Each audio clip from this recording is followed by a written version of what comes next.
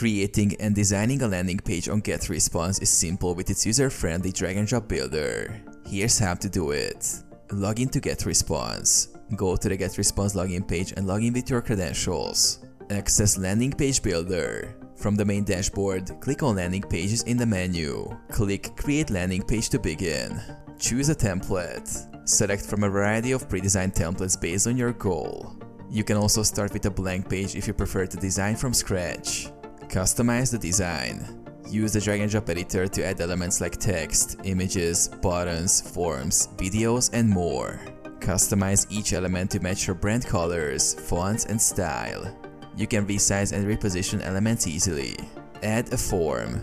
Insert a sign-up form to capture leads. Link the form to your email list to automate follow-up sequences. Set up SEO and tracking.